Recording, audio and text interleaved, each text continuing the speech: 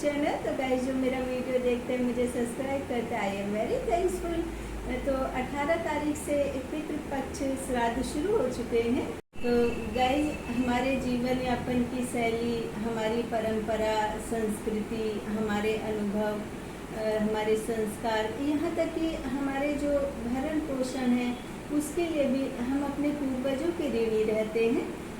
और ये तो हम सोच सकते हैं कि हमारे दादा परदादा के दादा, ये सब के बारे में हम जान सकते हैं, लेकिन एक पीढ़ी से दूसरी पीढ़ी तक हम किस तरह से परिश्रम करके एक दूसरे परिवार को जोड़ करके और सामूहिक रूप से एक दूसरे का आदर करके पूरे जो परिवार है उसको संगठित रूप से बना करके किस तरह से एक पीढ़ी से दूसरी पीढ़ी तक आगे बढ़ते चले जाते हैं, तो उसके बारे में हमको नहीं पता होता है।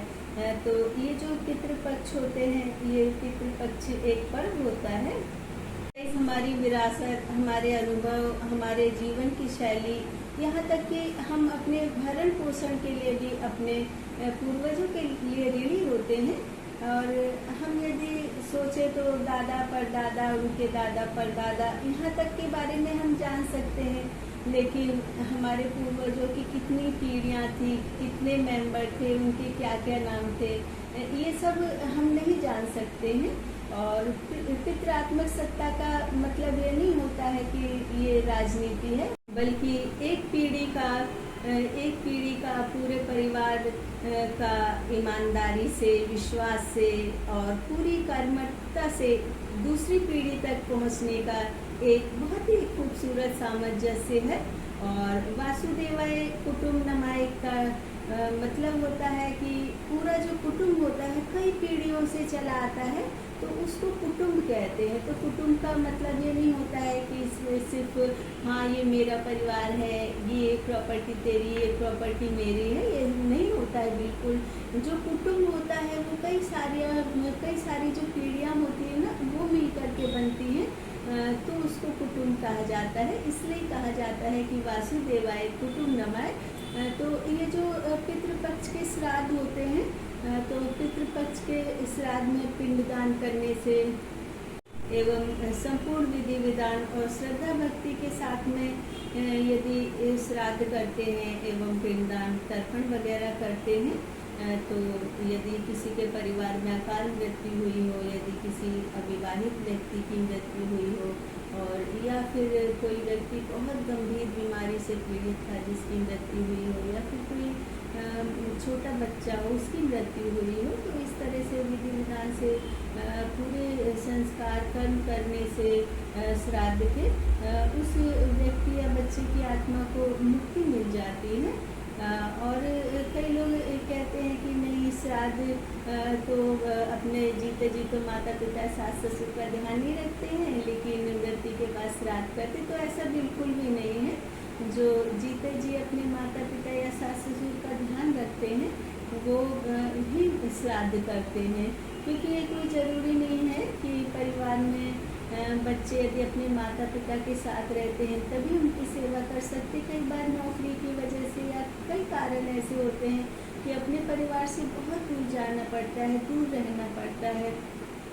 तो इसका ये मतलब बिल्कुल भी नहीं होता है कि वो जो लड़के होते हैं और उनकी जो वाइफ होती है वो अपने परिवार को भूल जाते हैं। नहीं, वो समय समय पर आते जाते हैं उनसे मिलने के लिए और उनके दुख सुख भी बांटते हैं, क्योंकि जो मेरा ससुराल है पिलकुआ, वो भी यहाँ से 1 घंटे का या फिर 45 मिनट का रास्ता है।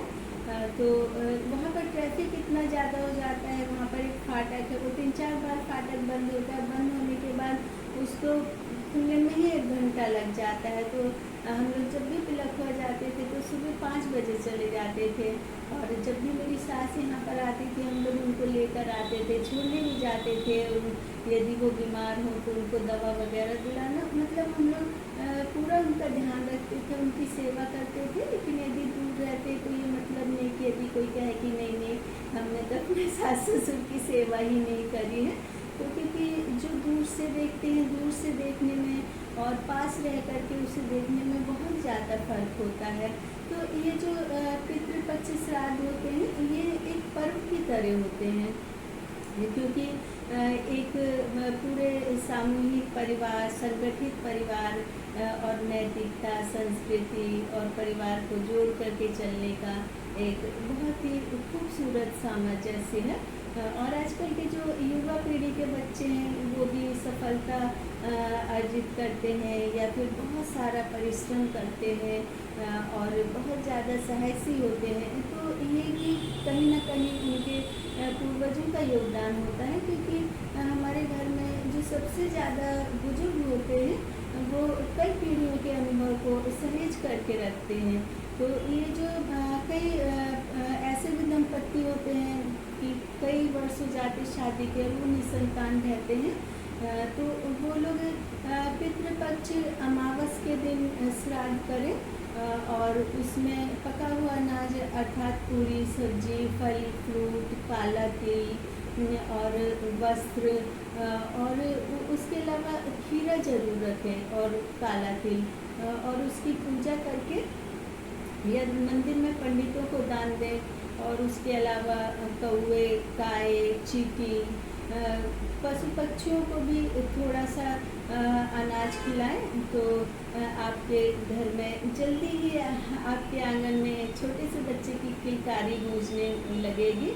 और कई लोग बोलते हैं कि हमारा अब तक घर नहीं बना, हमारे घर पैसों की बरकत नहीं है या पैसा ही नहीं आता, सफलता नहीं मिलती है, किसी तरह के हमारे घर में मांगलिक कार्य नहीं हो पाते हैं, बीमारी लगी रहती है, बेरोजगारी है, कहीं ना कहीं हमेशा बाधा ही आती रहती है।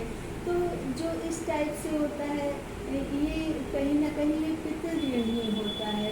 ये इस तरह से या तो अपने माता पिता का अनादर करने से, उनको दुख पहुंचाने से और उनकी सेवा न करने से और श्राद्ध न करने से पितृदोष लग जाता है।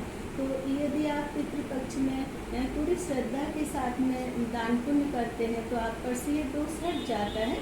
और पितृपक्ष में हमारे जो पितृ होते हैं, हमारे जो पूर्वज होते हैं, वो देवलोक से धरती पर आते हैं और वो अपने घर भी आते हैं, अपने घर आकर के देखते हैं कि मेरे घर के सभी लोग बहुत खुश हैं। तो हमको पितृपक्ष में इस वजह से पूरा श्राद्ध की सारी विधि करनी चाहिए, फल फ्रूट खाना वगैरह पंडितों को देना चाहिए, दान पुण्य भी करना चाहिए। तो इससे जो हमारे पूर्वज होते हैं वो खुश होकर के जाते हैं और हमको निरोगी होने का, धन समृद्ध होने का हमको आशीर्वाद दे करके जाते हैं।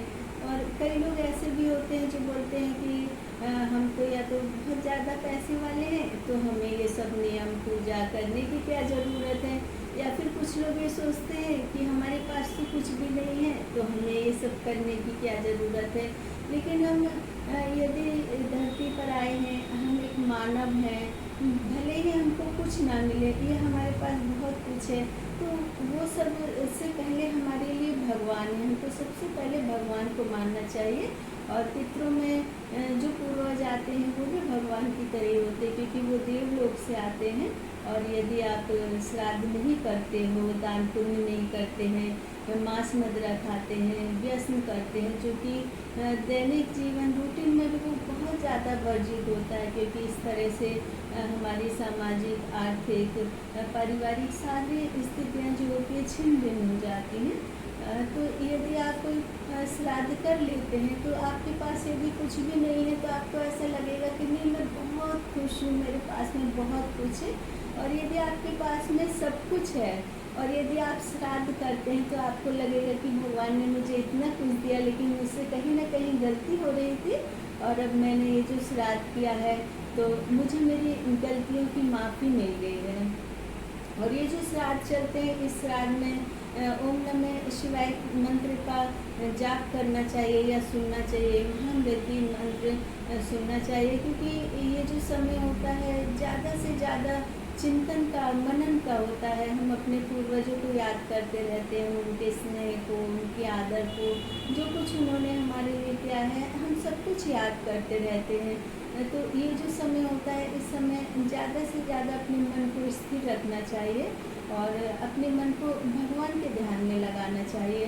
और इस समय कहा जाता है कि कुछ शुभ मुहूर्त जैसे कि मांगलिक कार्य, गृह प्रवेश या फिर नामकरण संस्कार या फिर कोई नया काम शुरू करना, तो ये सब तो वर्जित होते हैं। लेकिन जो हमारे दैनिक जीवन की वस्तुएं होती हैं, हम उनका प्रयोग कर सकते हैं।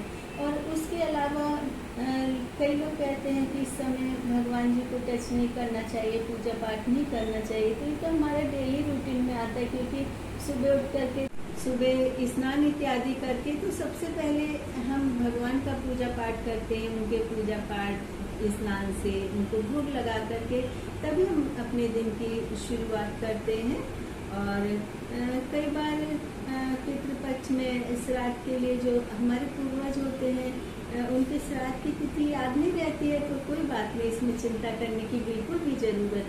तो आप पितृमोक्ष अमावस को श्राद्ध करें और पंडितों को भोजन करवाएं, और जो भी विधि विधान होता है उस तरह से पूजा करें, श्राद्ध करें, तर्पण करें, तो आपको वही फल मिलेगा जो पूरे पितृपक्ष का फल मिलता है। और कई लोग ऐसे होते हैं कि अपने पूर्वजों का तिथि के अनुसार श्राद्ध करते हैं, लेकिन जो पितृमोक्ष अमावस होती है उस पर श्राद्ध नहीं करते हैं। तो यदि वह वाले श्राद्ध नहीं करते हैं तो जो उनका फल है वो अपूर्ण रह जाता है। जो पितृपक्ष अमावस का श्राद्ध होता है उसमें धरती पर जितने भी हमारे पूर्वज होते हैं देवलोक से उतर करके आते हैं, तो उस दिन पूजन करने से हमको वह फल पूर्ण रूप से प्राप्त हो जाता है। और जो पढ़ने वाले बच्चे हैं या जॉब वाले हैं, घर के बाहर रहते हैं, तो आप प्रतिदिन सूर्य को जल दें जितने भी दिन पितृ पक्ष श्राद्ध चल रहे हैं। और भगवान का थोड़ा सा मंत्र वगैरह पढ़ें, थोड़ा मनन करें, चिंतन करें। और आप जो कुछ भी बना सकते हो, थोड़ा सा सिंपल सा भी, चाहे तो आप रोटी बना लेते हैं या फिर थोड़े से आलू की भुर्जी बना लें, जो भी आपकी श्रद्धा, और कुछ भी नहीं तो थोड़े फल फ्रूट ले लें आप। और थोड़ा सा जो आपके घर के पूर्वज हैं, आपको जिनके बारे में ध्यान है, उनका मनन करके, उनके बारे में सोच करके, थोड़ा सा जल हाथ में ले करके, और फिर वो जो फल फ्रूट वगैरह होते हैं, आपके पड़ोस में कोई मंदिर हो तो वहाँ दान कर दें, या फिर कोई गरीब हो तो उसको दान कर दें। तो जो आपके पूर्वज हैं आपको सफलता का आशीर्वाद देंगे। और वैसे भी जो पूर्वज होते हैं वो तो बच्चों के हमेशा साथ में ही रहते हैं। जैसे हम माता पिता हमेशा आप लोगों के साथ रहते, ना भी रहे तब भी साथ में रहेंगे, उसी तरह से जो पूर्वज होते हैं वो भी हमारे साथ में रहते हैं। तो ये जो पितृपक्ष होते हैं, पितृपक्ष में पूरे नियम धर्म कर्म का पालन करें, और पितृपक्ष को एक पर्व और त्योहार की तरह मनाएं।